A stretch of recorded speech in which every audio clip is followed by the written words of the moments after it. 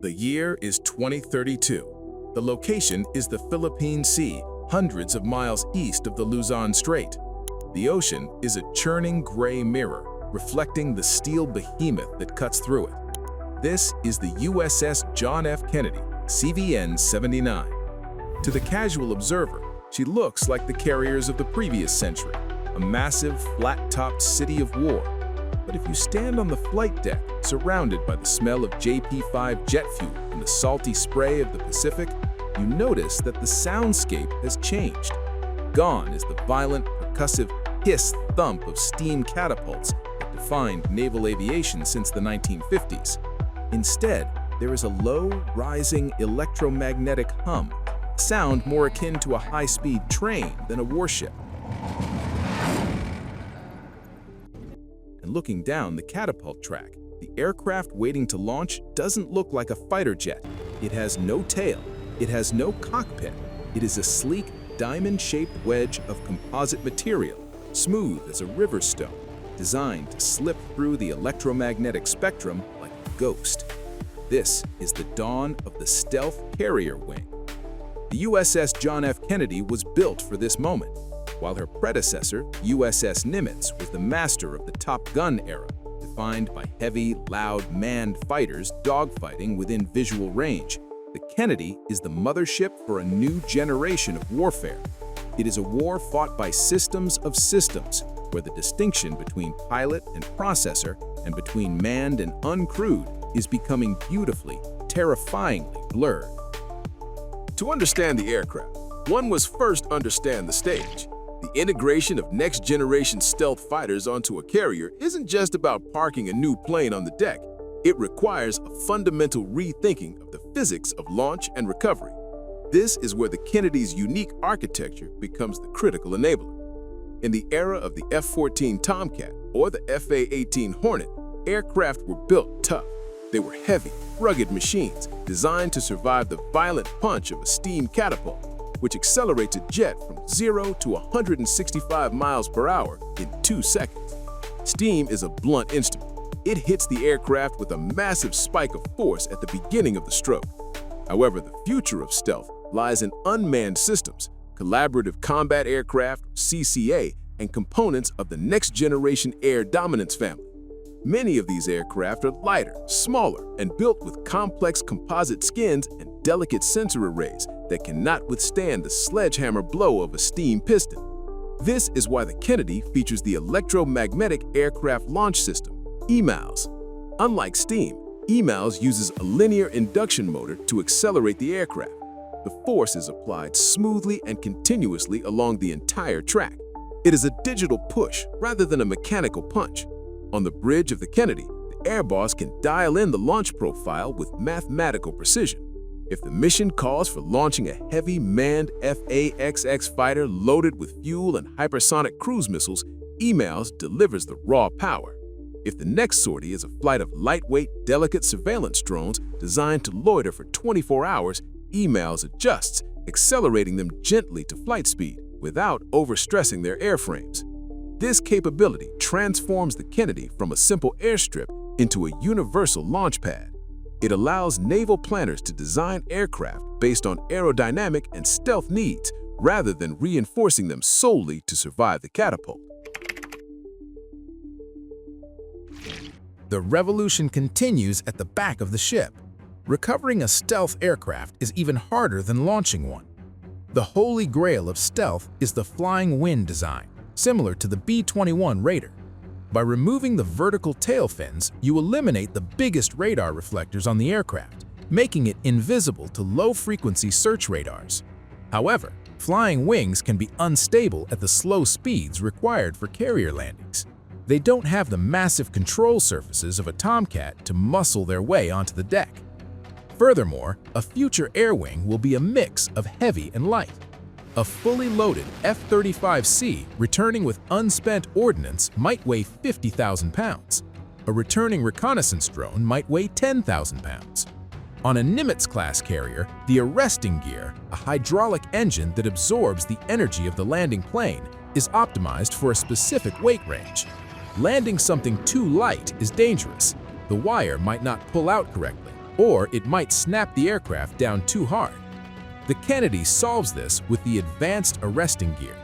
Like emails, it is electric and software controlled. When a pilot or an AI calls the ball on approach, the ship's computer sets the resistance of the arresting engine to match the exact mass and speed of the incoming aircraft. It allows the Kennedy to catch a delicate, unmanned flying wing just as safely as it catches a heavy strike fighter. This flexibility is what allows the Navy to deploy a hybrid air wing, mixing manned jets with swarms of drones, without needing different equipment to recover them. So what does this next-generation air wing actually look like? Walking the flight deck of the Kennedy in this near-future scenario, the first thing you notice is the FA-XX. This is the quarterback of the fleet. It is a manned sixth-generation fighter, likely larger than the Super Hornet it replaces. It boasts a broadband stealth design, lacking the vertical stabilizers of older jets. Its role is not to dogfight, but to command. The pilot inside is a battle manager, fusing data from satellites, ships, and other aircraft to build a 3D picture of the battle space. Flanking the FA-XX are the CCAs, Collaborative Combat Aircraft. These are the loyal wingmen. They are uncrewed, high-performance jets that cost a fraction of a manned fighter. On the deck of the Kennedy, they sit in neat rows, their wings folded. They are the pawns and the knights. Some are sensor trucks, carrying massive radars to fly ahead and light up the enemy without exposing the manned fighter. Others are missile trucks, carrying extra air-to-air munitions. The integration of these uncrewed systems changes the rhythm of the flight deck. In the past, every plane had a human inside who needed a briefing, a debriefing, rest, and food. The CCAs do not. They can be refueled and rearmed instantly. The pit stop concept on the Kennedy, enabled by her redesigned deck layout and electric weapons elevators, allows these robots to be turned around in minutes. The limit is no longer pilot fatigue, it is only fuel and ammo.